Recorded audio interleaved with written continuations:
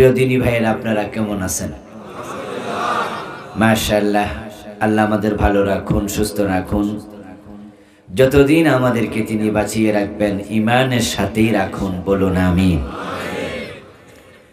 প্রিয় ভাইরা, আমি আপনাদের সম্মুখে পবিত্র কোরআন মাজিদ থেকে সূরা আল বুরুজের 11 নম্বর আয়াতে কারিমা তিলাওয়াত করেছি। প্রিয় নবীজির পবিত্র মুখ অনুসৃত একখানা ছোট্ট হাদিসে নববী পাঠ করেছি।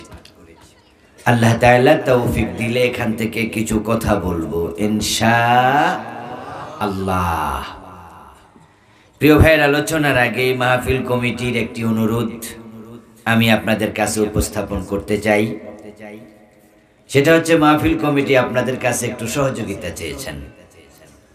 এই মাহফিলের জন্য কিছু টাকা পয়সা খরচ হয়েছে, অনেকে দিয়েছেন, না দিলেও তো আর এই পর্যন্ত আসতে পারতো না। কিন্তু তারা চাচ্ছেন যে নগদ কিছু টাকা 10, 20, 50, 100, 1000, 2000 যারা গোপনে দিতে চান, এমন লোকের সংখ্যা কম নয়। তো ওরা কিছু ভলান্টিয়ার ভিতরে ঢুকাবে, ওনারা ব্যাগ নিয়ে যাবে। আপনারা একবারে আওয়াজবিহীন আল্লাহর সন্তুষ্টির জন্য তাআওয়ানু আলাল বিররি ওয়াত তাকওয়া, আল্লাহ বলেছেন ভালো কাজে তোমরা একে অপরকে সহযোগিতা করো। 10-এর লাঠি 1-এর বোঝা। আমরা প্রত্যেকটা ভালো কাজে সহযোগিতা করার চেষ্টা করব। আমার এলাকায় মাহফিল হলে আপনি দিবেন, আপনার এলাকায় হলে আমি দেব। এভাবে পারস্পরিক সহযোগিতায় এই প্রোগ্রামগুলো আরো ফলপ্রসূ হবে ইনশাআল্লাহ। কিছু ভাই ভিতরে ঢুকো, ওনারা কথা বলবে না, শুধু হাঁটবে। আর আপনারাও কোনো কথা বলবেন না, চুপচাপ শুধু দেবেন। এর মাঝে ওনারা শেষ করে ফেলবে আর আমরা আমাদের কাজ শুরু করি। আলোচনায় ঢুকবো, আপনারা সহযোগিতা করবেন তো ইনশাআল্লাহ। জি, পকেটে হাত দেন, যে যতটুকু পারেন হাতে নেন। আল্লাহর বড় করুণা যে আমরা কোরআনের আহ্বানে, কোরআনের এই ময়দানে সমবেত হলাম। আজ থেকে 1450 বছর আগে কোরআন আল্লাহ তাআলা বিশ্ব মানবতার হেদায়াতের জন্য নাজিল করলেন। অন্ধকারের সেই জাহেলিয়াতের ঘোর অমানিসা যে কোরআন দিয়ে দূর হলো, সে কোরআন আমাদের দেশে আছে, কিন্তু দেশের অমানিসা দূর হয় না। আমাদের সমাজের রন্ধ্রে রন্ধ্রে এখনো অমানিসা প্রবেশ করে আছে। চেয়ারম্যান সাহেব বললেন যে অভিযোগ আসছে যে সন্তান মা বাবাকে খাবার দিতে চায় না। এর চেয়ে বড় অন্যায় আর কি হতে পারে? আপনাদের এই কটিয়াদি, এ পাকন্দিয়া থানায় মাদকের সবল যুব সমাজ শেষ হচ্ছে। ইয়াবা, হেরোইন, ফেন্সিডিলের সবল আছে না নাই? চোরের জ্বালায় রাতের বেলা দরজা খুলে ঘুমানো যায় না, অথচ সমাজে চোরের সংখ্যা খুব বেশি নয়। কিন্তু আমরাই 53 বছরেও চোরদের যথাযথ বিচার পাইনি। না পাওয়ার কারণে চোরেরা এখন আর শুধু গরু ছাগল চুরি করে না, এখন দেশের টাকা চুরি করে কানাডায় বেগম পাড়া বানাচ্ছে। রাষ্ট্রীয়ভাবে চোর প্রমোট করা হচ্ছে। আমাদের নেত্রী, সাবেক প্রধানমন্ত্রী বলেছেন উনার বাড়ির ফিয়ন কত কোটি টাকার মালিক? 400। ভাবতে পারেন আপনি, যদি 100 টাকা 50 টাকার নোট বানাইয়া কোন ছোট বাচ্চাকে বলে 400 কোটি টাকা গণ, আমার মনে হয় বেটা বুড়ো হয়ে যাবে গনতে গনতে। ইসলামী ব্যাংকের 18টি শাখা থেকে এস আলম গ্রুপ তারা টাকা বিদেশে পাচার করেছে 80,000 কোটি। কল্পনা করতে পারেন? 80,000 কোটি টাকা। আমার মনে হয় এই টাকাগুলো 500 টাকার নোটও যদি ফ্যান্ডেলে রাখে, আমার ফ্যান্ডেল ফিল আপ হয়ে যাবে। আমার প্রিয় ভাইয়েরা, এই অমানিসা, এই জাহালাত দূর করতে হলে সে কোরআনের দিকে আবার ফিরে যাওয়া দরকার আছে না নাই? 1400 বছর আগের কোরআন অন্ধকার দূর করতে পেরেছে, এখন কোরআন পারে না কেন? দোষ কোরআনের নয়, দোষ কোরআনের অনুসারী দেশ। কোরআনের অনুসারীরা আগে পুরা জীবনে কোরআন মানত, তারা ব্যক্তিগত জীবনে যেমন মানত, রাষ্ট্রীয় জীবনেও মানত। তারা তাদের পাকঘরে যেমন মানত, তারা সংসদ ভবনেও মানত।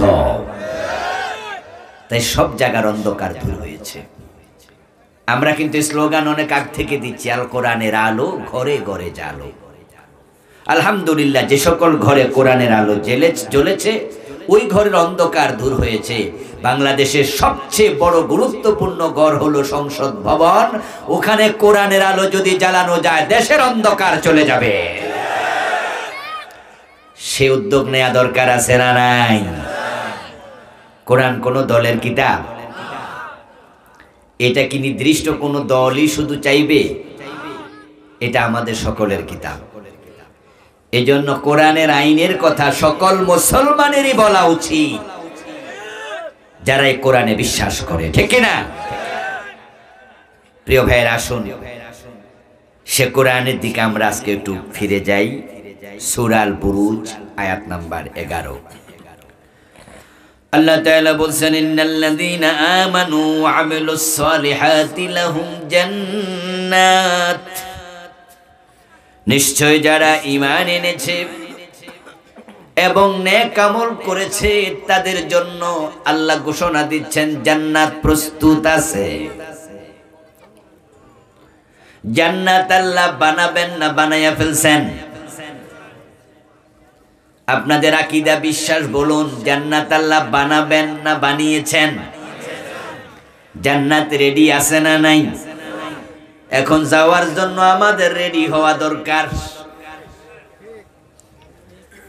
আল্লাহ তাআলা জান্নাতের যত নিয়ামত তার বান্দাদেরকে দেবেন, একটাও বানানো বাকি রাখেন নাই, সবগুলো বানিয়েছেন। ইবেন জান্নাতে যে হুর হবে, গেলমান হবে, আল্লাহ সেগুলো বানিয়ে হুরগুলোকে তাবুর মাঝে রেখে দিয়েছেন। হুরুম মাকসুরাতুম ফিল খিয়াম লাম ইয়াতমিসহুন্না ইনসুন ক্বাবলাহুম ওয়ালা জান।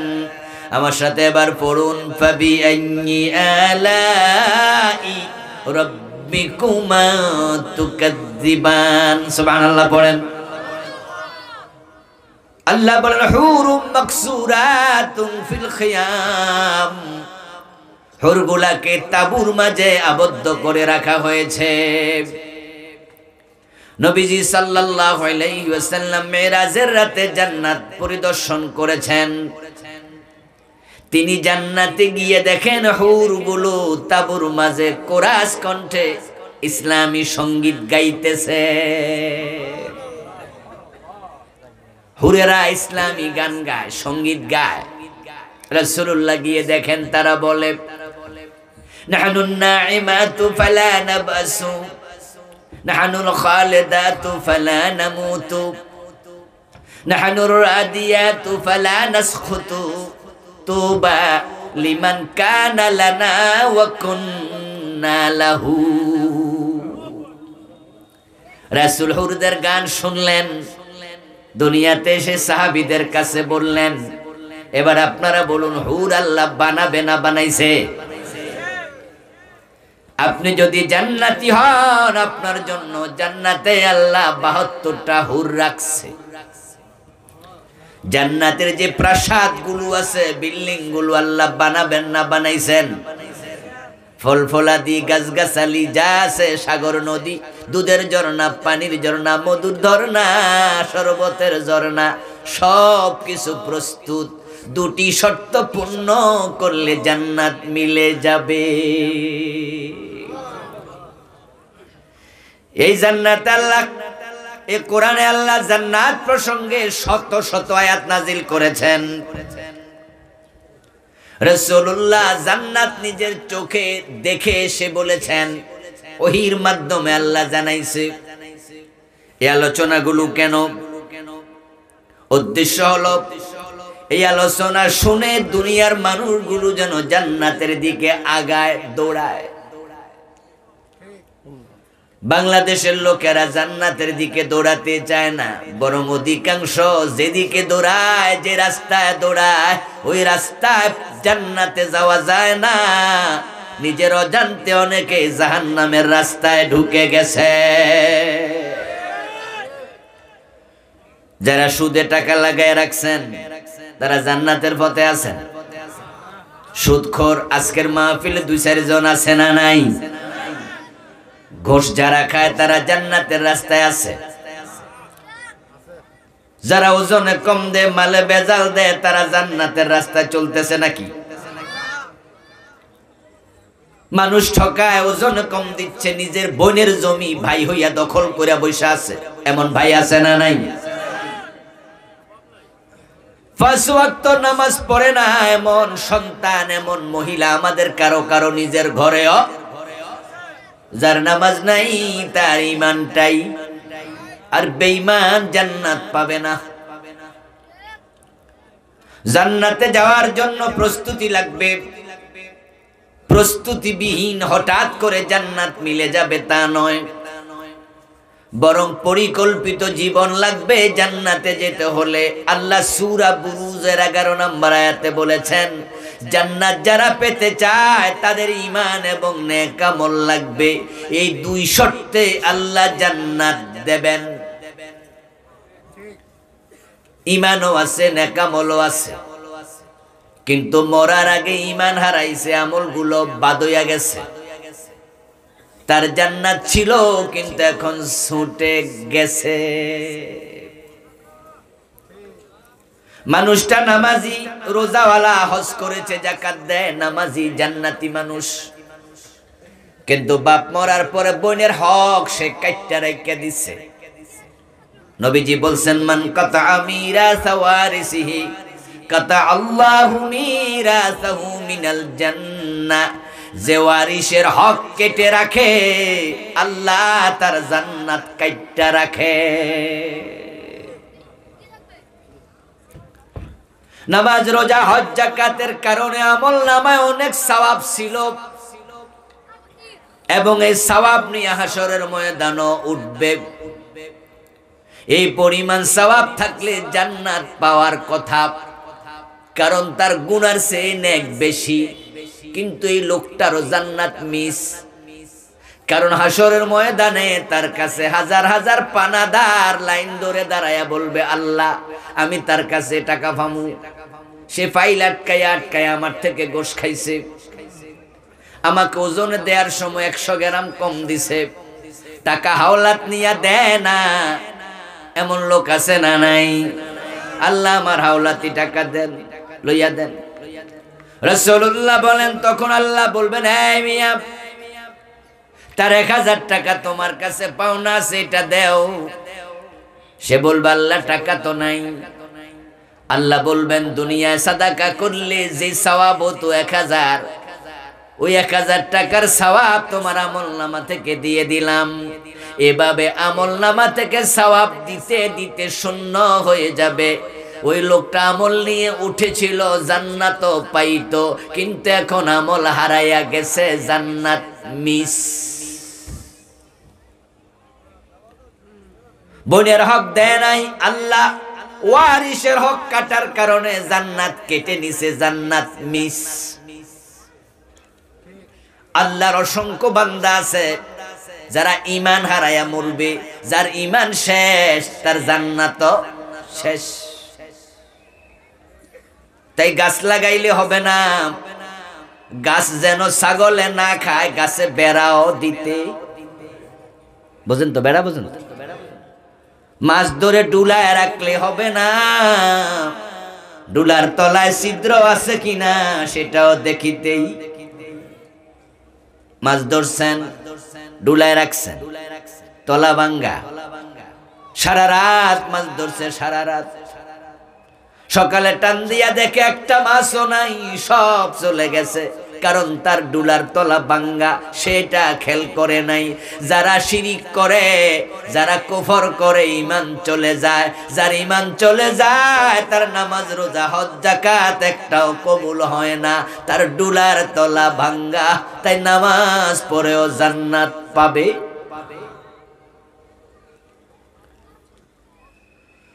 قال رسول الله صلى الله عليه وسلم من اشترى ثوبا ب10 دراهم فيه درهم حرام لم يقبل الله له صلاته ما دام عليه নামাজি মানুষ কিন্তু যে জামা গায়ে দিয়া নামাজ পড়ছে সেটাতে সুদের টাকা ঢুকছে। রাসূলুল্লাহ বলেন 10 টাকা দিয়ে কাপড় কিনেছে, 9 টাকা হালাল ছিল, 1 টাকা হারাম, গোশের টাকা ঢুকছে। মালে বেজাল দিয়া বিক্রি করা মালের টাকা ঢুকছে, জবরদখল করে কামানো টাকা ঢুকেছে।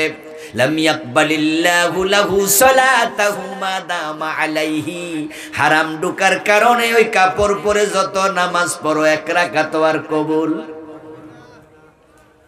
তাই গাছ লাগাইলে হবে না, বেড়াও দিও যেন ছাগলে গাছ।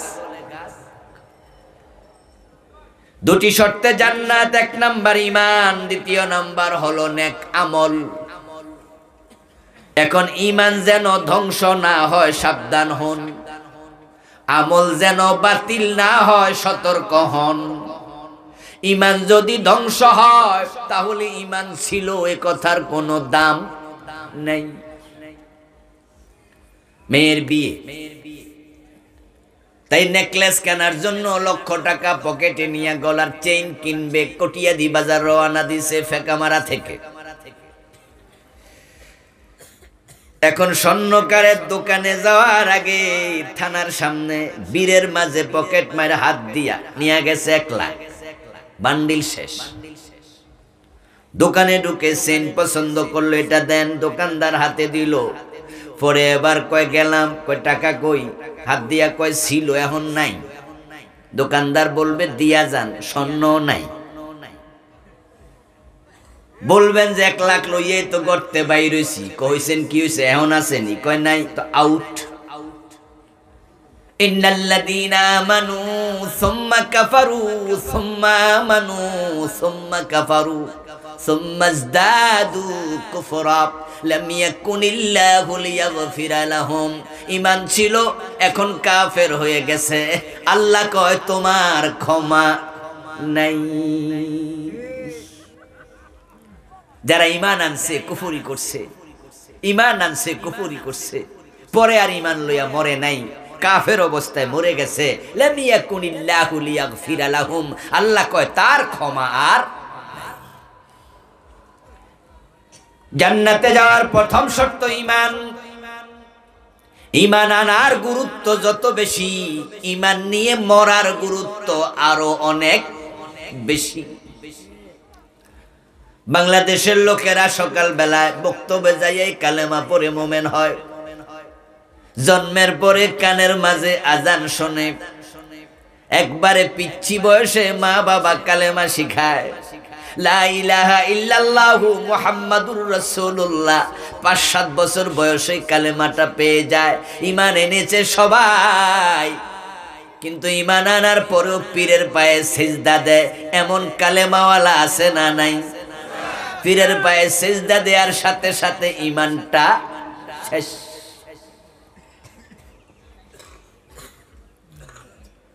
মাজারে যায়া মানত করে, গণকের কাছে নিজের হাত বাড়ায়া ভবিষ্যৎ জানতে চায়, ধর্ম যার যার উৎসব সবার স্লোগান দেয়, জনগণ সকল ক্ষমতার উৎস মাইখাতে নিয়ে পাবলিক রে ফার্ম দিয়া ভোট চায়। আমার দোস্ত যত শিরিক আছে, অসংখ্য শিরিক সমাজে সয়লাভ হয়ে গেছে। যখন কেউ শিরিক করে তার ঈমান আর থাকে না।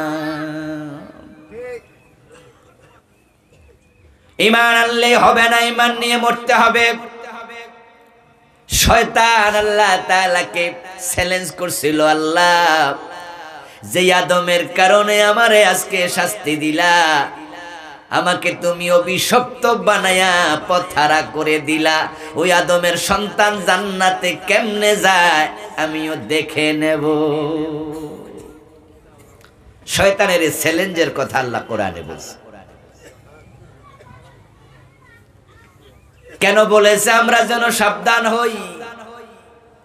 ও দোস্ত, আপনি লাখ টাকা পকেটে নিয়ে যদি লোকাল গাড়িতে করে কিশোরগঞ্জ রওনা দেন, কটিয়াদি বাজারে গাড়িতে উঠলেন, পকেটে টাকার বান্ডিল, আপনি যদি নাক ডাইকা গাড়িতে উঠটা ঘুমায়া থাকেন, পকেট মায়ের টাকা নেয়ার সম্ভাবনা আছে না নাই? যার বান্ডিল নাই, টাকা নাই, হে নাক ডাইকা ঘুমাক, পকেট মারি নিব কি? টাকা এত নাই। কিন্তু যার টাকা আছে সে সতর্ক থাকা উচিত। যার ঈমান নাই তার ঈমান যাওয়ার কোনো সম্ভাবনাও নাই। কিন্তু আমাদের যাদের ঈমান আছে, সাথে শয়তান আছে, ঈমান চুরি হওয়ার সম্ভাবনা আছে না নাই? তা আপনি সাবধান হন না কেন? আপনার অসাবধানতার কারণে তো ঈমানটা চলে যাবে। যখন শয়তান আদমকে সেজদা দিল না, আল্লাহ তাআলা তখন তাকে বলছিলেন ফাখরুজ মিনহা ফাইন্নাকা রাজিম, তুই অভিশপ্ত, বেরিয়ে যা। শয়তান আল্লাহ তাআলার রহমতের সীমা থেকে বেরিয়ে গেল। বের হইয়া সে তাওবা করা উচিত ছিল, তাওবা করে নাই। না করে সে আল্লাহর কাছে বলছে রব্বি ফানজিরনি ইলা ইয়াউমি ইউবাসুন, আমার রব আল্লাহ, তোমার কাছে আমার একটা প্রার্থনা, আমারে কিয়ামত পর্যন্ত হায়াত দাও। আল্লাহ কয় যা যা, ইন্নাকা মিনাল মুনজারিন, তোরে কিয়ামত পর্যন্ত হায়াত দিলাম। শয়তান হায়াত পেল, পেয়ে এবার বলতেছে ফাবিমা আগওয়াইতানি লাকউদান্না লাহুম সিরাতাকাল মুস্তাকিম, যে আদমের কারণে আমি অভিশপ্ত হলাম, পথহারা হলাম, তার সন্তানদের জন্য জান্নাতের পথে আমি বসে বসে অপেক্ষা করব, দেখি জান্নাতে কেমনে যায়।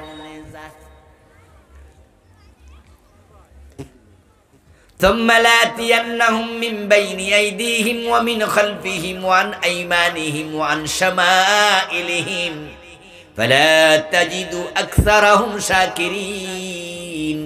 জান্নাতের পথে যখন হাঁটবে, সামনে দিয়ে ব্যারিকেড দেব, পিছন দিয়ে টেনে ধরব, ডানে বামে আক্রমণ করতে থাকবো। আল্লাহ, তোমার ইজ্জতের কসম করে বলি, তাকে ঈমানওয়ালা আমি রাখবো না।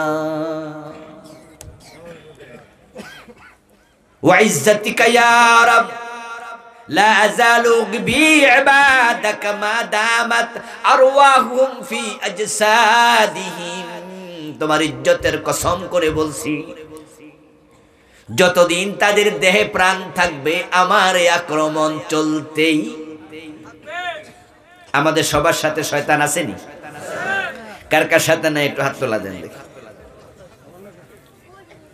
কিরে ভাই, বলেছো কেউ তো দুই একজন তোলা দেয়, আজকে যে কেউ দিল না, তাহলে বোঝা গেল শ্রোতারা মোটামুটি মনোযোগী। মাশাআল্লাহ, আলহামদুলিল্লাহ।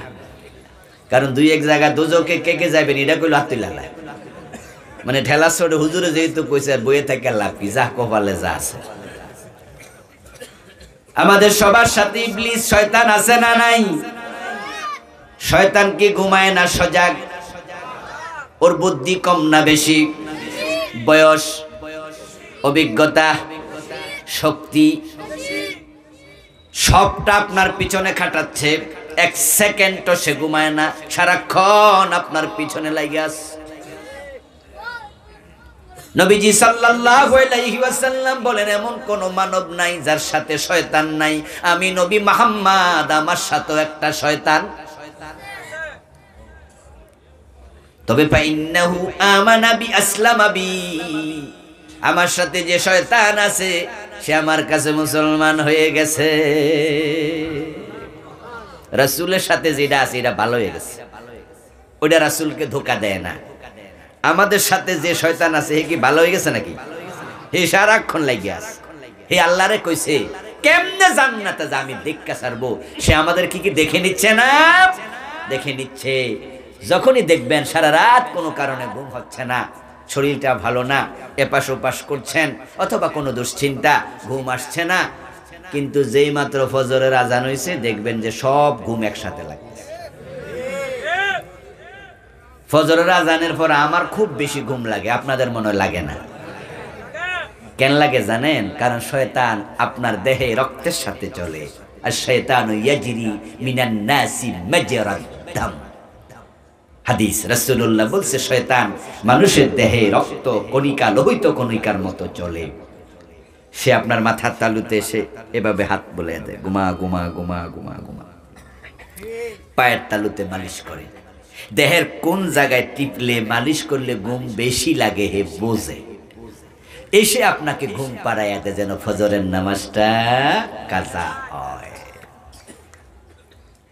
শুধুমাত্র শীতকালে শীতের কারণে মজার ঘুম লেপের কারণে ফজরের নামাজ কাজা হয় এমন লোক আছে না? অন্য সময়ের তুলনায়, গরমের তুলনায় শীতে কি নামাজ বেশি কাজা হয় না লোকদের? হ্যাঁ।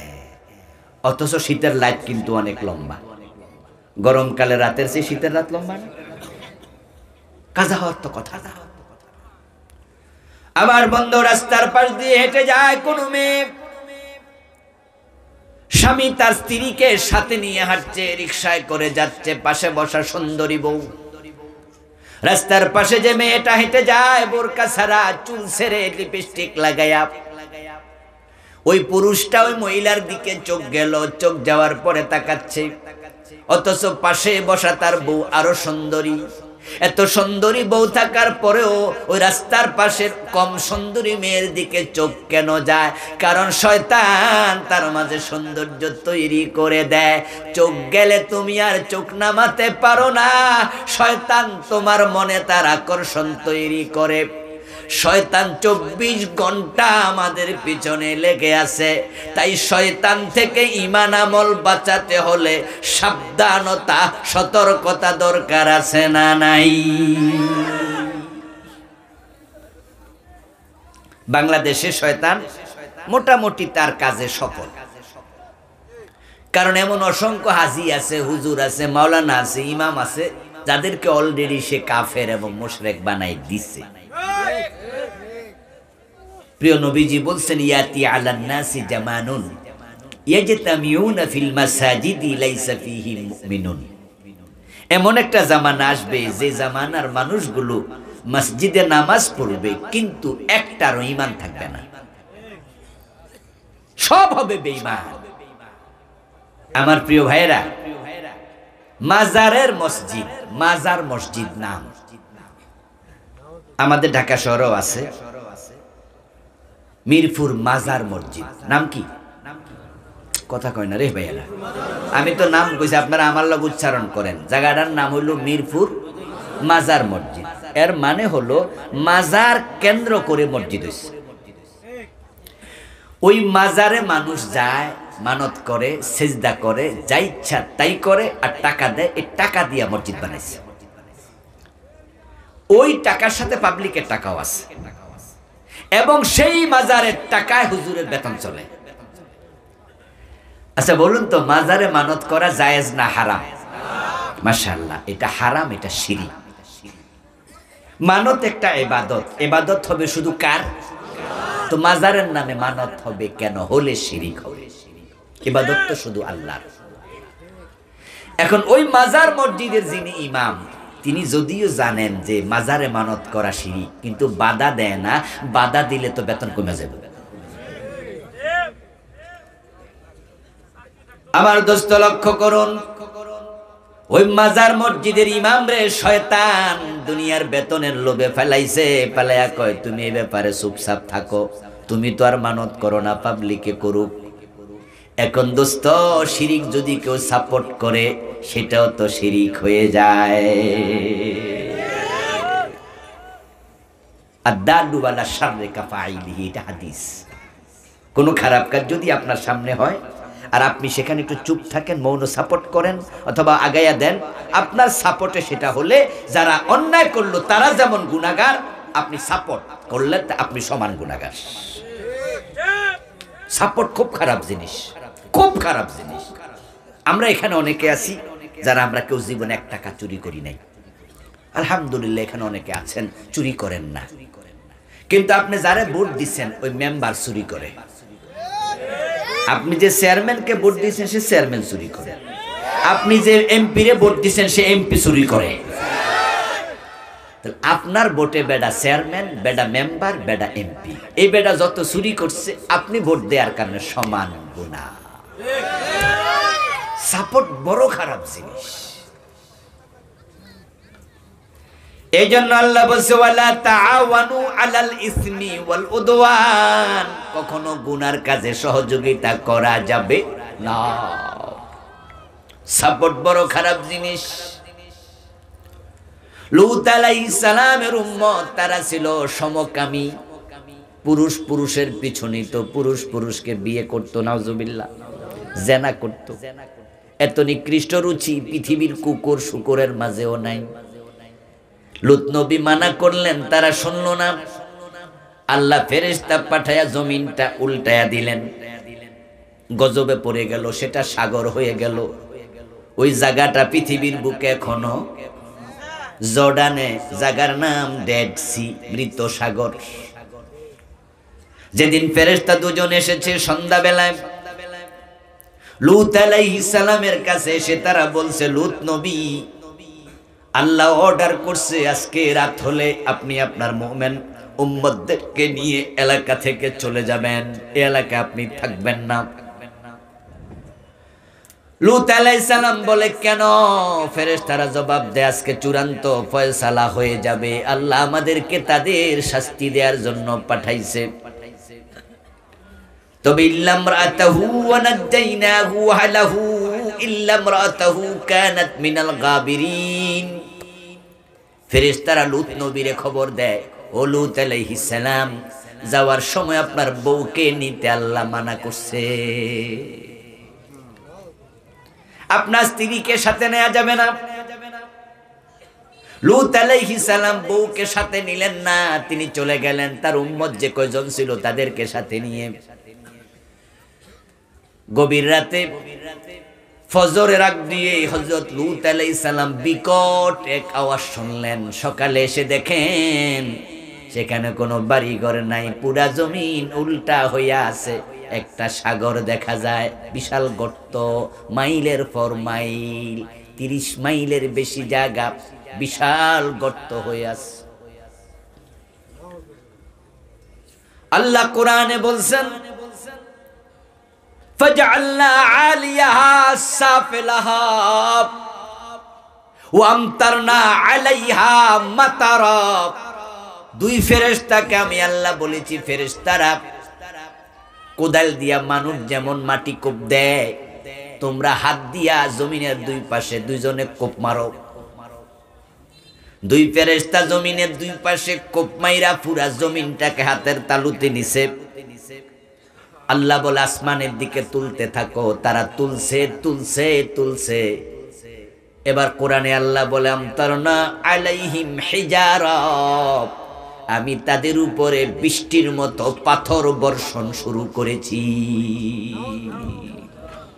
পাথরের বৃষ্টি, আমি পাথরের বৃষ্টি দিয়া এই মানুষগুলোকে একবারে পশুর চিবানো ভুসি বানায় ফেলছি।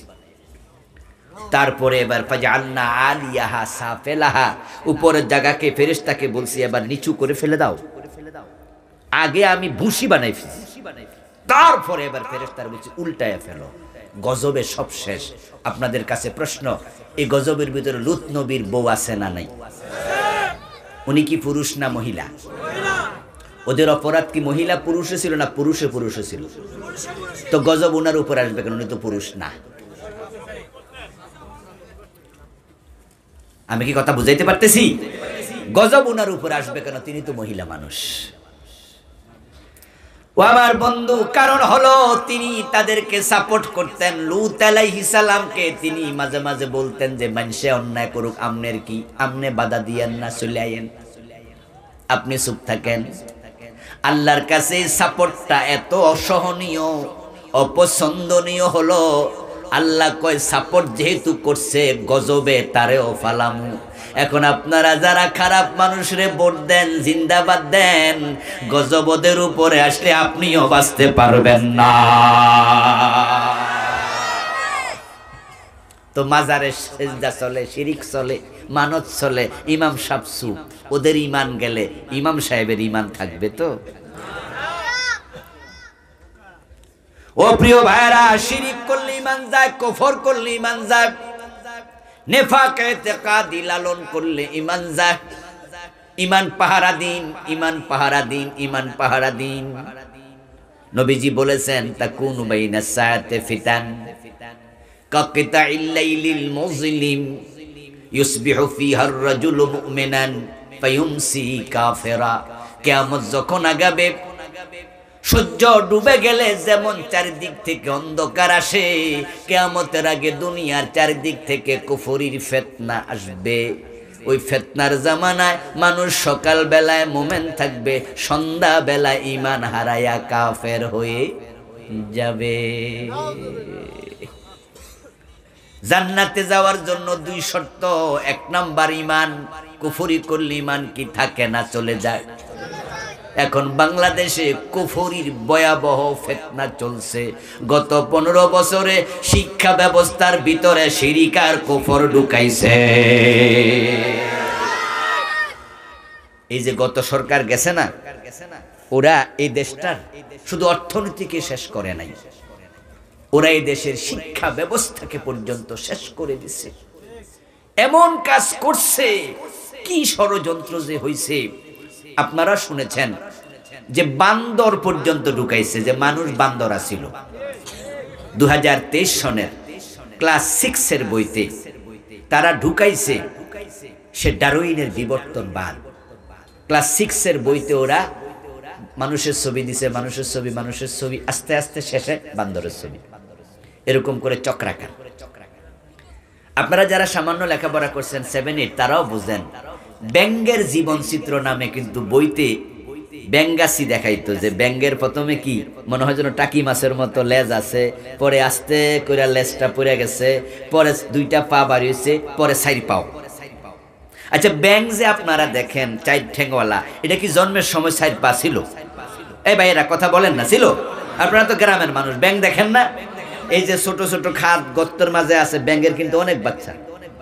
ভালো করে খেয়াল না করলে কিন্তু মানুষ ব্যাং আর টাকি মাছের বাচ্চা পার্থক্য করতে পারবে না। মানে ব্যাং দেখতেও টাকি মাছের মতোই মনে হয়, এটিরও লেজ আছে। আস্তে আস্তে করে চেঞ্জ হয়। তো চেঞ্জ হতে হতে লেজ পড়ে যায়, তারপরে 2 পা, তারপরে এখন 4 পা। ঠিক ডারউইন বলছে, আমরা যারা মানুষ, আমরা এমন ছিলাম না, আমরা একসময় বান্দর ছিলাম। কি নজবিল্লাহ বলবেন না বুঝি? সে বলতেছে যে পরে বিবর্তন হতে হতে হতে, এই জন্য নাম হচ্ছে বিবর্তনবাদ। বিবর্তন হতে হতে ওই যে বান্দরের লেজা ছিল, লেজ পড়ে গেছে, পরে হঠাৎ করে হ্যাঁচকা টান মারছে আর মানুষ হয়ে গেছে।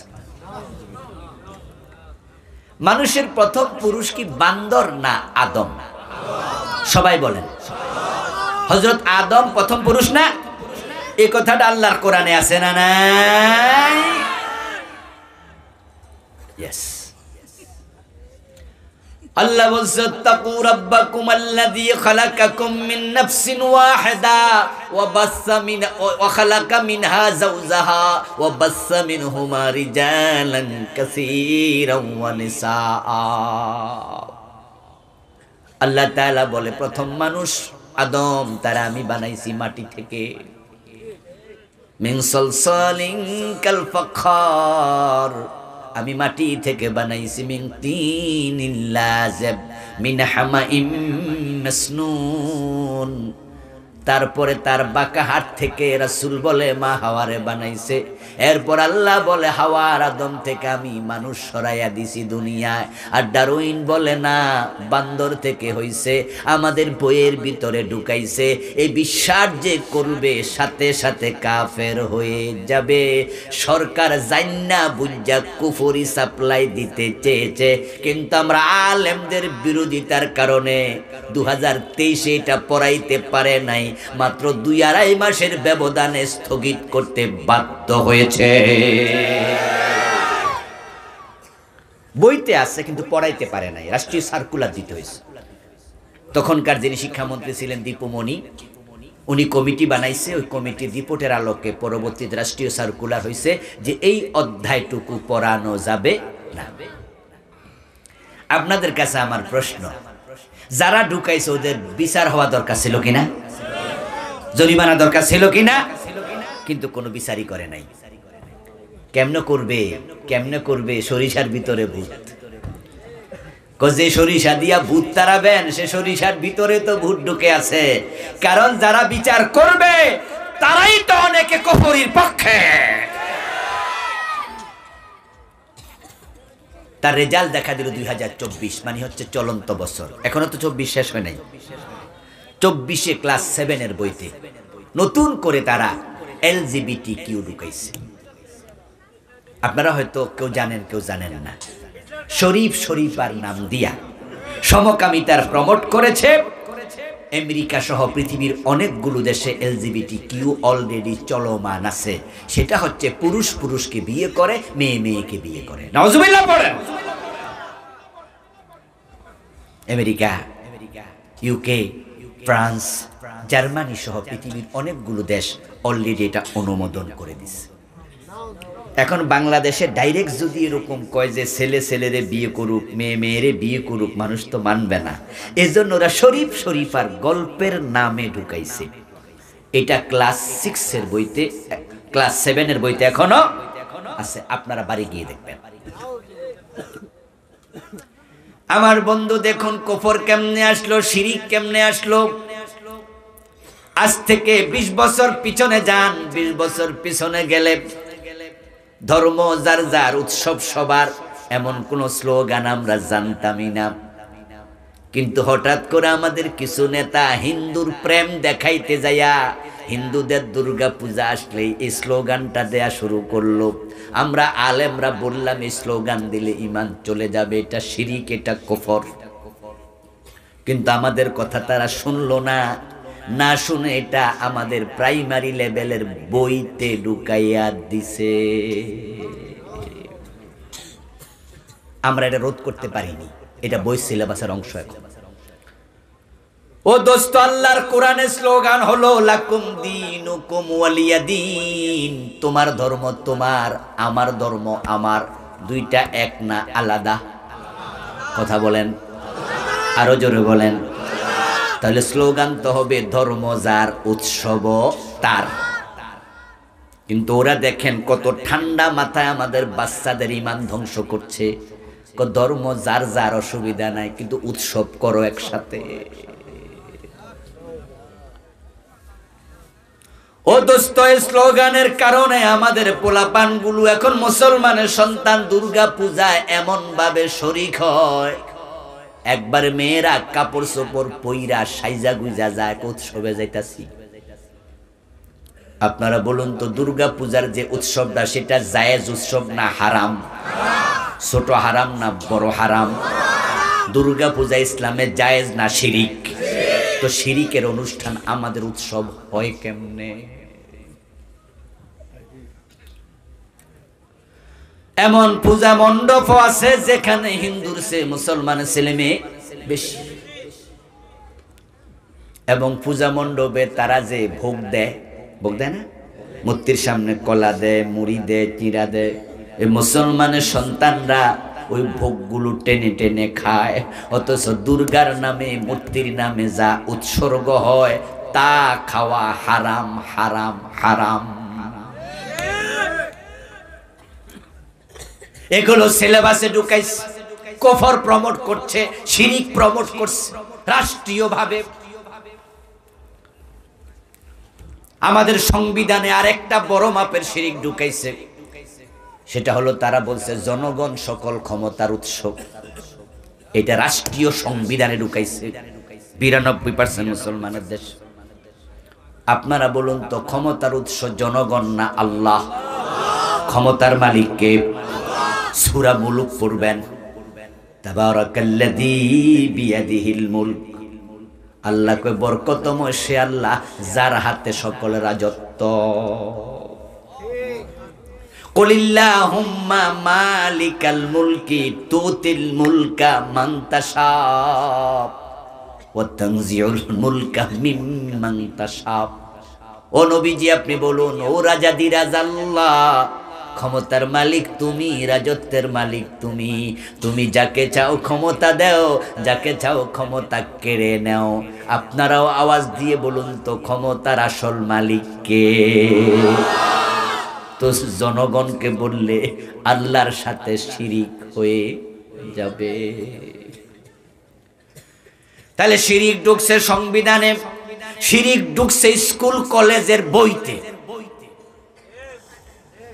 অথচ কথা ছিল মানুষ শিক্ষিত হলে মানুষ বিবেকবান হবে, জাতির মেরুদণ্ড হবে। মূর্খরা কিন্তু বই পড়ে না, তাই তারা মুশরিক হয় না, কারণ তাদের সিলেবাসে এগুলা নাই। এখন আমরা সন্তানকে স্কুল কলেজে পাঠাইছি, এই উল্টা পাল্টা শিরিক পড়ে আমাদের নিজের সন্তানরা বেঈমান হয়ে যাচ্ছে। শিরিকের ব্যাপারে সাবধান হওয়া দরকার আছে কিনা? হ্যাঁ, আমি কিছু সংখ্যক বলবো। আমি শিরিক নিয়ে বই লিখেছি, এখানে আমি শিরিক বাংলাদেশে চলমান 29টা লিখছি। ছোট্ট বই, 29টা শিরিক আছে বইতে।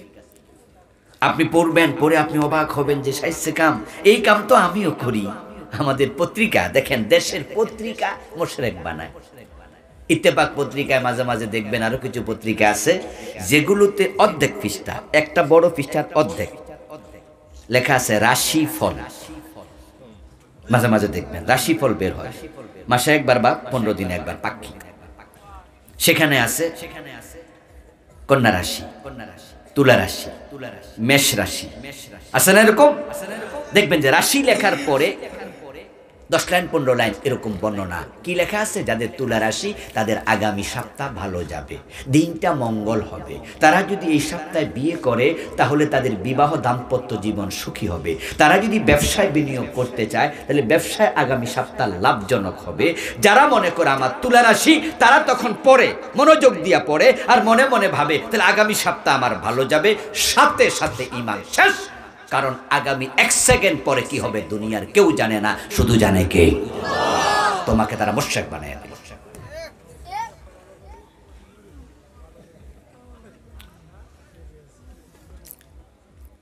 বাংলাদেশ প্রতিদিন নামে একটা পত্রিকা আছে, আসেনি? শিক্ষিত ভাইরা কথা বলেন, আসেনি? আচ্ছা, ওইটার সম্পাদক নাইমুল ইসলাম সাহেব, উনি একবার এটি কলাম লিখলেন। ফির হাবিবুর রহমানও কলাম লিখতো, অনেক বড় বড় কলাম। আমি দেখতাম যে তাদের কলামের মাঝে শিরিক আর কুফরি প্রমোট। সেখানে তিনি লিখছে যে তিনি ভবিষ্যতে কি হবে তা নিয়ে গণকদের যে কথা, এই কথাগুলো নাকি তার জীবনে তিনি দেখতেন যে বাস্তব হয়ে যায়। মানে কলামে লিখছে, লম্বা আলোচনায় উনি, যে এগুলো ঠিক, এটা ঠিক আছে, ভবিষ্যতে কি হবে এগুলো গণকেরা জানে। আমার দোস্ত, আমি আশ্চর্য হলাম যে মূর্খ কাকে বলে। দেখেন পত্রিকার সম্পাদক কি মূর্খতা প্রচার করছে। সামনে কি হবে তোমার গণক জানে। তো বাংলাদেশের সবচেয়ে বড় গণকটা কেটা? বাবা লিটন দেওয়ান।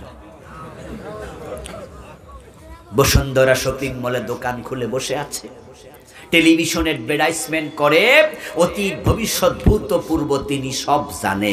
তার কাছে ভবিষ্যৎ জানার জন্য মানুষ হাত নিয়ে দেখায় বসে থাকে। সে পাথর দেয়, ওই পাথর দিয়ে নাকি ভবিষ্যতের বিপদ আপদ দূর হয়ে যায়। সে ভবিষ্যতের বিপদ দূর করে দেয় এবং মানুষ ভিসা লাগবে কিনা এই খবর জানার জন্য তার কাছে যাইয়া জেনে এসে তারপরে পাসপোর্ট জমা দেয়। আশ্চর্য মানুষ। অথচ বসুন্ধরা শপিং মলে গত 1 যুগের ভিতরে আগুন লাগছে 3 বার, হে নিজে দোকানের খবরই জানে না।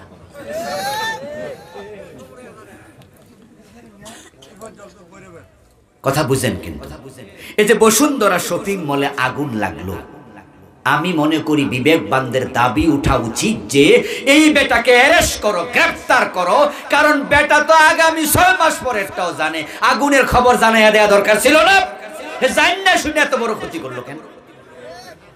নাকি এই মার্কেটে যে লাখ লাখ কোটি কোটি টাকা নষ্ট হইলো, এই বেটার উচিত ছিল তো জানাই দেয়া যে এই বসুন্ধরা শপিং মলের দোকান ব্যবসায়ী সমিতির ভাইয়েরা আগামী শনিবার সকাল ভোর 4:30 বাজে অথবা সন্ধ্যা অমুক টাইমে কিন্তু আগুন লাগবে, আপনারা মালামাল সরান। জানানো উচিত ছিল কিনা? হে জানায় নাই। হে নিজের দোকানটাই হে জানাইতে পারলো না, পাবলিক দূরের কথা। এতে প্রমাণিত হয় আসলে সে জানেই না। যদি না জেনে মানুষকে ধোঁকা ফেলে, ধোঁকাবাজকে অ্যারেস্ট করা দরকার আছে না নাই? ওরা ঠকবাজ, ওরা প্রতারক। ও দোস্ত, যে হাতের রেখা দেখে তুমি বলছো হাতের রেখা দেখে আগামী সপ্তাহ ভালো যাবে, অমুক দিন বিপদ আছে, হাতের রেখার মাঝে তাকদীর নাই, বরং আল্লাহ মানুষের তাকদীর লিখেছেন লৌহে মাহফুজে, মানুষকে বানানোর 50,000 বছর আগে। আছে হাতে যদি তাকদীর থাকতো, 2 হাত নাই এমন মানুষ আসেনি? আমি নিজে ফার্ম গেটে এক লোক দেখছি ভিক্ষা করে, যার হাতের এখানে নাই, 2টাই নাই, এর ভিক্ষার ব্যাগটা কাঁধের মাঝে ঝুলাই ঝুলাই হাঁটে। তো যারা ভিক্ষা দেয় ওই ব্যাগে দেয়া লাগে। যদি হাতের মাঝে তাকদীর থাকতো তাহলে বেড়া 2 হাত নাই, বেড়া তো না খাইয়া মরতো, ঠিক না? তো হাতের তাকদীর কি ঠ্যাঙ্গে ঢুকছে? হাতের রেখা দেখানোর জন্য ময়ূরের কাছে যায়, টিয়া পাখির কাছে যায়, বান্দরের কাছে যায়, এলাকার হিন্দু ঠাকুরের কাছে পর্যন্ত যায়। এমন মুসলমানের সন্তান আছে না নাই? ও বন্ধু, 1 সেকেন্ড পরে কি হবে? এটা গায়েবের এলেম। গায়েবের এলেম শুধুমাত্র কার কাছে? আল্লাহর কাছে। হ্যাঁ, জনগণ ভোট দেয় কিন্তু ক্ষমতার মালিক না। মানুষ ঔষধ খায়, ঔষধ মানুষকে সুস্থ করে না। এগুলোর নাম হলো ওসিলা, এগুলো ওসাইল। এগুলো কি? ওসাইল। যদি আপনি মনে করেন যে ডাক্তার আপনারে ভালো করছে, ঈমান শেষ। আপনারা যারা বুঝেন তারা একটু জবাব দেন, আপনি সুস্থ হওয়ার পিছনে ডাক্তার আপনাকে সুস্থকারী না ওসিলা? এইটা না বলবেন, এটা না বলবেন যে ডাক্তারের ওসিলা আল্লাহ আমারে ভালো করছে, ঠিক না? ঔষধের ওসিলা আল্লাহ আমারে। আচ্ছা, আপনারা বলুন তো, ক্যান্সারের রোগী যদি বলে এ ডাক্তার আমারে ভালো করছে, অথচ আমরা দেখেছি শুনেছি ক্যান্সারের ডাক্তার নিজে ক্যান্সারে মরছে, এমন ইতিহাস। আমি এক রোগী নিয়ে স্কয়ার হাসপাতালে গেলাম, মহিলা রোগী, আমার পরমাত্মীয়। ওই হাসপাতালে যাওয়ার পরে মহিলা ডাক্তার দেখাবো, আমিও সাথে গেলাম। হাতে সমস্যা, হাতে স্কিনে প্রবলেম। যাইয়া দেখি যে ডাক্তার ওষুধ লেখে, ওর হাতের সমস্যা আরো বেশি। তো আমি আমার আত্মীয়রা কইতাছি, কার কাছে আইলা? 1200 টাকা ফি, পুরাটাই তো লস। পরে আবার ওরে বললাম যে দুষ্টামি করলাম, আসলে না। কারণ হচ্ছে আল্লাহ যদি লেখেন যে তোমার এই রোগ আমি ভালো করব না, তামাম পৃথিবীর ডাক্তারও ভালো করতে পারবে না। কিন্তু এই রোগ যদি আল্লাহ সারাইয়া দেয়, তাহলে আল্লাহ ঔষধকে ওসিলা বানাতে পারে, ঠিক না? আচ্ছা, বিষ খাওয়ার পরেও মরে নাই, হাসপাতালে যাওয়ার পর আবার সুস্থ হয়ে চলে যেমন আছে না? আবার বালা মানুষ মরে গেছে, এমন আসেনি? ইয়েস। আমার দোস্ত, জনগণকে ক্ষমতার উৎস বানাইও না। আল্লাহ রাগ করে, আল্লাহ রাগ করে, আল্লাহ রাগ করে। জনগণ যে ক্ষমতার উৎস নাম, এটা তো 5ই আগস্ট আমরা টের পাইছি। কারণ যারা পালাইছে তারাও জানতো না, যিনি আজকে প্রধান চেয়ারে বসছে বেটাও জানতো না।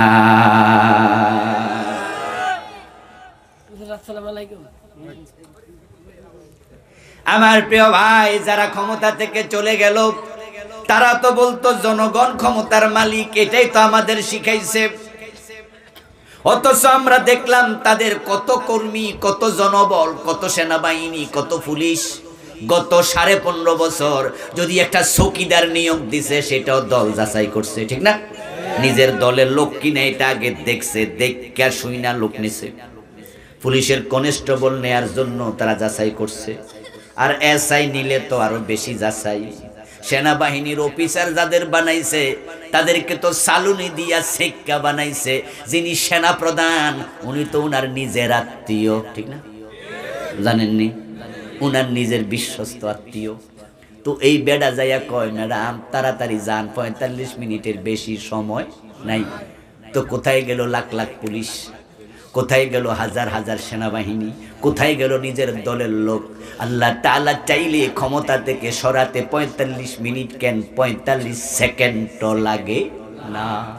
ক্ষমতার মালিককে। জনগণকে বলবা তোমার ঈমান শেষ। এগুলো হালকা বিষয় না, শিরক বড় জঘন্য বিষয়। ইন্না শিরকা লাযুলমুন আযীম। বড় শিরিক। হ্যাঁ দোস্ত, যারা শিরিক করতে করতে অভ্যাস হয় তারা কয় যে কোনো কথা হইল না, এটা ওয়াজ হইলো, দরকার কি হইলো, চলছে চলুক না। হ্যাঁ, আপনার বউয়ের সাথে যদি একটা ছেলে রাস্তায় দাঁড়িয়ে হাসি দিয়ে কথা বলে, আপনার গায়ের মাঝে জ্বর উঠটা যায়, ওই কিরে আমার বললো গিয়ে ছেলে হাসলো, ছেলে কেডা, খবর নিয়ে তো দেখি। আবার যারা নায়ক নায়িকা তারা কি হাসে না কান্দে লইয়া নাচে? হেরা কইটা কোনো ব্যাপারই। আপনার মেয়ের সাথে আরেক ছেলে গল্প করবে, আপনার ভালো লাগে না? আমার মেয়ে অবিবাহিতা, কলেজে পড়ে, তুই কলেজের পোলার লগে কিসের আড্ডা দেশ, কিসের গল্প করিস, কিসের সম্পর্ক, কে ছেলে? আপনি খেপে যান। আর এমন বাবাও তো আছে নিজে গাড়িতে কইরা মাইয়ারে নাচের অনুষ্ঠানে নিয়া নাচ শিখায়, আবার বাবা নিজে নিয়া অভিনয় শিখায়, তার কো পার্টনারের সাথে কান্দে লইয়া দুলাদুলি হেলাহেলি, বাবা পরে হাততালি দিয়া কয় দারুণ হইছে। এটা রুচির ভিন্নতা, রুচির ভিন্নতা। আপনি শিরিককে হালকা করে দেখবেন না, শিরিক বড় জঘন্য অপরাধের নাম। শিরিকগুলো চিনা দরকার আছে না নাই? হ্যাঁ, শিরিকগুলো চিনবেন। 29টা শিরিক লিখেছি আমি। একটা শিরিক বাংলাদেশে খুব জঘন্য, সেটা হচ্ছে মসজিদে গিয়ে আল্লাহর আইন মানা, আদালতে ব্রিটিশ আইন মানা। আপনি মসজিদে আল্লাহর সেজদা দিলেন, আবার দরবারে ফিরের পায়ে দিলেন, আপনার ঈমান শেষ। কারণ কি? কারণ সেজদার মালিক শুধু একজন, দুজনকে সেজদা দেয়া যাবে না। আমরা যখন ক্ষেতের আইলে নামাজ পড়ি সেজদা দেই কাকে? যখন নৌকার মাঝে নামাজ পড়ি সেজদা দেই কাকে? যখন বিমানে উঠে নামাজ পড়ি সেজদা দেই কাকে? যখন মসজিদে যাই সেজদা দেই কাকে? কারণ সেজদার মালিক শুধু কে? যখনই পীরের পায়ে দেবেন তখনই শিরিক হয়ে গেছে। আমরা টয়লেটে যখন যাই তখনও আল্লাহর আইন মানি। রাসূলকে আল্লাহ শিখাইছে ডান পা দিয়ে যান, বাম পা দিয়ে বের হন।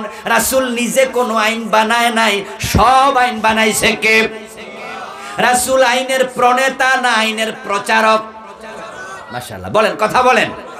রাসূল আইন বানাইছে না প্রচার করছে? ইয়া আইয়ুহার রাসূলু বাল্লিগ মা উনজিলা ইলাইকা মির রাব্বিক। ও রাসূল, আপনার দায়িত্ব হলো রবের পক্ষ থেকে যা আসে সেটা প্রচার। রাসূল আইন বানায় নাই। হাশেম মোল্লা ভাইয়ের ওয়াজ মনে আছে নি? না ভুলে গেছেন? ওই যে মধু খাওয়ার ওয়াজ করছেন আজকে। কিটারে আমি তো করতে বালাই হইছি, আপনারা তো কম শুনছেন। মধুর ওয়াজ করছিল নি? রাসূল বলছে আল্লাহর কসম আমি মধু খাবো না। আল্লাহ কয় কি খাবেন না? মানি আমি হালাল বানাইছি, আমি হালাল বানাইছি, আর আপনি বউয়ের লগে অভিমান কইরা কোন মধু খাবো না? নো। ইয়া আইয়ুহান নবী লিমা তুহাররিমু মা আহাল্লাল্লাহু লাকা। সূরা তাহরিম পড়বেন, প্রথম আয়াত। ও নবী, আমি আল্লাহ মধু হালাল বানাইছি, আপনি এটাকে কসম করে হারাম কেন বানালেন? প্রশ্নের মাঝে হুমকি আছে। কি আছে? রাসূল তাড়াতাড়ি কসমের কাফারা দিয়া কয় মধু আনো, মধু খাই। এবার আপনারা বলুন, রাসূল কি ইসলাম বানাইছে না প্রচার করছে? ইসলামের প্রকৃত মালিক কে? দিন কার? আল্লাহর। আল্লাহর দিন, আল্লাহর দিন, আল্লাহর দিন। রাসূলুল্লাহ সাল্লাল্লাহু আলাইহি ওয়াসাল্লাম কে আল্লাহ বলছে ডান পা দিয়া টয়লেটে ঢোকেন, তিনি ঢুকেছেন। এটা ইসলামের আইন, এটা আল্লাহর আইন। ও রাসূল আল্লাহু আকবার বলে নামাজ শুরু করেন, রাসূল তাই করেছে। সালাম ফিরিয়ে নামাজ শেষ করেন, রাসূল তাই করেছে। আমরা টয়লেট আল্লাহর আইন মানি, মসজিদও মানি, খাইতেও মানি, ঘুমাইতেও মানি। এবার বলুন তো, সব জায়গায় যদি আল্লাহর আইনে মানেন, সংসদে আল্লাহর আইন মানা দরকার আছে না নাই? এদেশের সংসদ 53 বছরে আল্লাহর আইনে চলছে না মানুষের আইনে? যারা দুজনের আইন মানবে তারাই মুশরিক, কারণ আইনের মালিক কে? আচ্ছা, আমরা যারা জমিনে আছি, আমরা কি জমিনের মালিক না মালিকের গোলাম? আমাদের মালিক কে? আচ্ছা, গোলামরা কি আইন বানায় না আইন মানে? আচ্ছা, আমরা যারা চাকরি বাকরি করি, বিভিন্ন ইন্ডাস্ট্রিতে করি, গার্মেন্টসে করি, ব্যাংকে করি, মাদ্রাসায় করি, কলেজে করি চাকরি, আপনারাও তো কেউ কেউ করেন, করেন না? যে অফিস আদালতে চাকরি করেন, ওখানে আপনি যাই আইন বানান? অধিকার আছে? বরং আপনাকে যখন চাকরি দেয় তখনই আপনাকে নিয়োগপত্রে কিছু বিধান জানায় যে আমাদের এখানে চাকরি করিতে হইলে এই বিষয়গুলা মানতেই হবে। আপনি আইন বানাবেন কেমনে? আপনি তো মালিক না, আপনি তো আইন মানবেন। এবার বলুন তো, যদি আমরা মালিকের গোলাম হই, জমিনে আমরা আইন বানাবো না আল্লাহর আইন মানবো? ছোট ধরে হাত কাটো আইনটা আছে না নাই? মানছেন 53 বছরে? মানেন নাই। জেনা করলে 100 বেত লাগাতে হবে এমন আইন কোরআনে আছে না নাই? বিবাহিত হলে পাথর মারো এমন আইন হাদিসে আছে না নাই? আমার রাসূল বলেছেন, আমার মেয়ে ফাতেমা চুরি করলে ফাতেমার হাতটাও কেটেই দেব। মদ পান করলে 80 বেত লাগাতে হবে। হযরত ওমর তো নিজের ছেলেকে রেহাই দেন নাই। আমার আল্লাহ কোরআনে বলে, আলা লাহুল খালকু ওয়াল আমরু, শোনো সাবধান, সৃষ্টি যার, আইন চলবে শুধুই তার। কি কথা, কি কথা! আচ্ছা, আপনার বউ যদি আপনার কথা না শুনা আপনার স্বাস্থ্য ভাইয়ের কথা মতো চলে, এ বউ আপনি রাখবেন তো বেশি দিন? ভালো লাগবে তো? বিরক্ত হবেন না? মাইন্ড করবেন না? এক পর্যায়ে তারে আপনি সন্দেহ পর্যন্ত করবেন। কথা কি বোঝেন আমার? যে আপনার বউ আপনার কথা শুনে না, আপনি বললেন যে এই আমাকে এক গ্লাস পানি দাও, ঠিক এট দ্যাট টাইম, ওই সময় আপনার স্বাস্থ্য ভাই বলতেছে যে ভাবি আপনি আমার এক গ্লাস পানি দেন। জামাইরে পানি না দিয়া দেবরের পানির জন্য দৌড় মারছে। আপনি স্বামী হিসাবে মাইন্ড করারই কথা, বরং সন্দেহ করার কথা যে ভিতরে ভিতরে আল্লাহ জানে কোন পর্যন্ত পৌঁছছে। বউ হইল আমার, কথা মানে আরেকজনের। আপনি বউকে আর সৎ মনে করবেন না। যারা আল্লাহর গোলাম হইয়া ব্রিটিশ আইন মানে, তাদেরকে আল্লাহ ভালো গোলাম মনে করে না।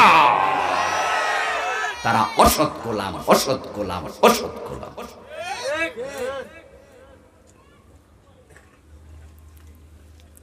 খুব সাবধান, খুব সাবধান। রাসূলুল্লাহ সাল্লাল্লাহু আলাইহি ওয়াসাল্লাম তিনি মদিনার প্রেসিডেন্ট হলেন। যখন থেকে তিনি আইনের সভায় সভাপতি, সংসদের নেতা, আবু বকর মন্ত্রী, ওমর মন্ত্রী, ওসমান মন্ত্রী, উনার সাহাবী যারা মজলিসে শুরার সদস্য তারা মন্ত্রী। আমার রাসূল সভাপতি, তিনি প্রেসিডেন্ট, দেশ চালালেন 10 বছর। এই 10 বছরে আল্লাহর আইনের বাহিরে একটা আইন কাউকে মানতে দেন নাই। সাহাবীর সংখ্যা মাত্র 1.25 লাখ। মাত্র কত লাখ? 1,24,000 কম বেশি, 1.25 লাখ। রাসূলুল্লাহর নবুয়তের বয়স মাত্র 23 বছর। উনি 23 বছরের 1.25 লাখ সাহাবীকে নিয়ে যদি মদিনায় আল্লাহর আইন কায়েম করে ছাড়তে পারে, আমরা 53 বছর মানুষ আছি 16 কোটি মুসলমান। কোথা 1.25 লাখ আর আমরা আছি 16 কোটি। আমরা আল্লাহ 10টা আইন এই দেশে কায়েম করতে পারলাম না। আপনাদের কাছে আমি জানবো, আপনারা দয়া করে একটু উত্তর দিয়েন, তাও কিছু বালা কথা আমলনামায় রেকর্ড হোক। সব কথা তো রেকর্ড হয়নি। এই যে আল্লাহ বলল সাবধান, সৃষ্টি যার, আইন চলবে শুধুই তার। আপনারাও বলুন তো, সৃষ্টি কার? আর একটু জোরে বলেন কার? তাহলে আইন চলবে কার? আল্লাহর আইন চলে না, ব্রিটিশ আইন চলে। তো আমরা কি ব্রিটিশের গোলাম? ব্রিটিশরা তো চলে গেছে 1947। ওদেরটা কেন চলবে? হ্যাঁ, 1757 খ্রিস্টাব্দে নবাব সিরাজউদ্দৌলার হাত থেকে যখন ব্রিটিশরা ক্ষমতা কাইরা নিল, 190 বছর ওরা এই পুরা উপমহাদেশ চালাইল। তখন তারা ইসলামের যত আইন ছিল সবগুলাকে জবাই করে দিয়েছে। একটা একটা একটা একটা একটা করতে করতে করতে করতে করতে করতে শেষ পর্যন্ত দাড়ির উপরে পর্যন্ত কর বসাইছে। হিন্দু রাজাদেরকে দিয়ে, জমিদারকে দিয়ে মুসলমানরা যদি দাড়ি রাখতো তাও ট্যাক্স দিতে হতো। মুসলমানদেরকে দ্বিতীয় শ্রেণীর নাগরিকে পরিণত করে এমন অবস্থায় নিয়েছিল, হিন্দু জমিদারদের বাড়ির পাশ দিয়ে মুসলমান স্যান্ডেল পায়ে দিয়েও হাঁটতে পারত না।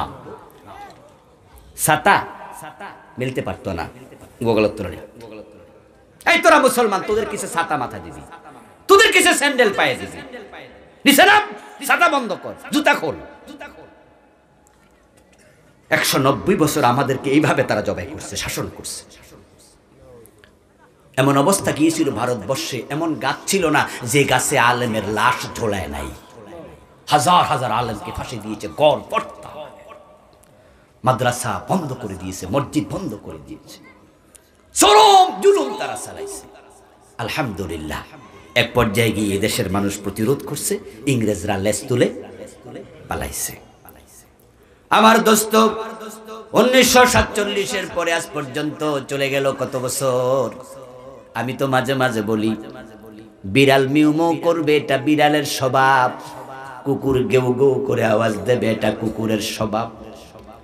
গরুর বাচ্চা মিউ বলে না, বিড়ালের বাচ্চা হাম্বা বলে না। গরুর বাচ্চা হাম্বা বলবে, বিড়ালের বাচ্চা মিউ বলবে, কুকুরের বাচ্চা গেউ গেউ করবে। তো যারা ইংরেজ, তারা খ্রিস্টান, তারা ইসলাম জবাই করবে, এটা তাদের স্বভাব।